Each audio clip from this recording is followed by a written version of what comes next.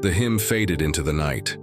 The echo of the upper room still lingered, bread broken, covenant spoken, love sealed in wine. But the road ahead was darker. Each step downward was a descent into destiny. The Mount of Olives waited. And beneath, its ancient trees, a garden called Gethsemane, the place of the olive press. How fitting. For tonight, the sun would be pressed until the oil of salvation ran from his soul.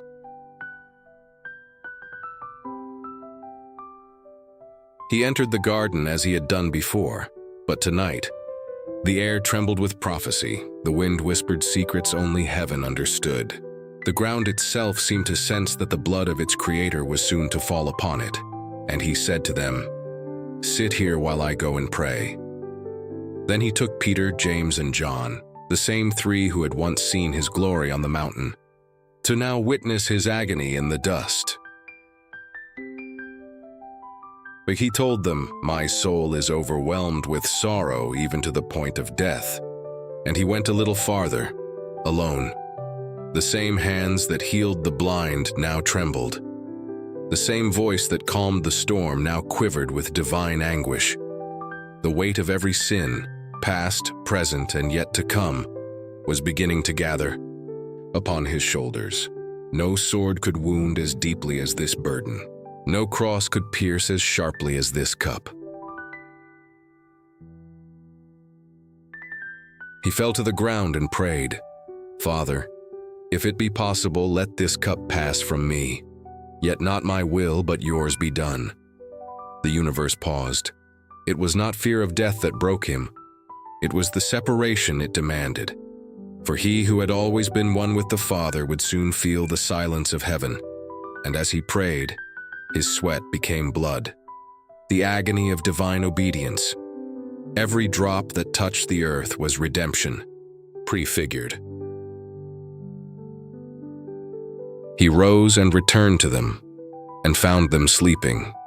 Even those closest to him could not keep watch in the hour of his greatest need. "Could you not watch with me 1 hour?" Their eyes were heavy, their spirits willing, but their flesh too weak for the weight of eternity. He looked upon them not with anger, but with the tenderness of one who understood. For even in failure, he still loved them to the end. And then heaven broke its silence. An angel appeared, not to remove the cup, but to strengthen the one who would drink it. No miracle spared him.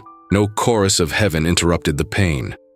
The Father did not rescue the Son, for the Son came to rescue us. In that touch, heaven whispered, "Endure, for love is stronger than death." He prayed again, and this time the words no longer asked for release. "If this cannot pass unless I drink it, your will be done." He had moved from anguish to acceptance, from pleading to peace. In that moment, the war within him ended, and obedience became worship. This was the true battle, not fought with swords or armies, but with surrender.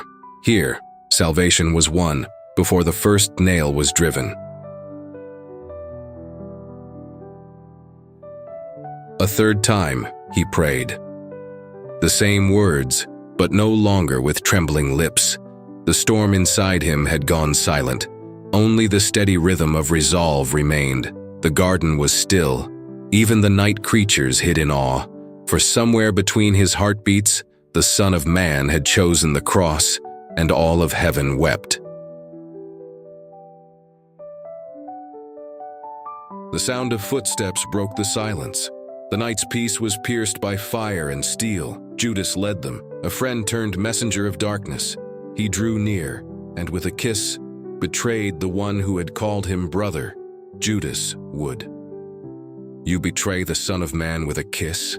Heaven turned away in grief, for love had been sold for the price of a slave.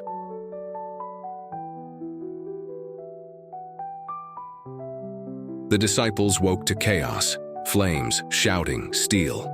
Peter drew his sword and struck, but the Prince of Peace reached out and healed the wound of his enemy. Put your sword away. Shall I not drink the cup my Father has given me? Even in betrayal he healed. Even in capture he commanded peace. For no man took his life from him, he laid it down willingly.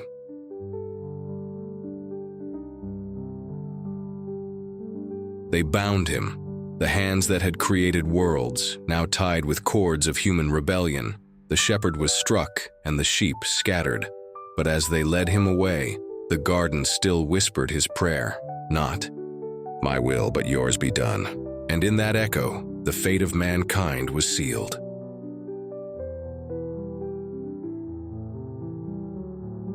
When morning broke, the garden stood in silence, the grass wet with both dew and divinity. No one remained to see how heaven wept that night. But the olive trees remembered, the ground remembered, the stars remembered, for under their witness, the will of God had conquered the will of man, and love, once again, had chosen the harder road.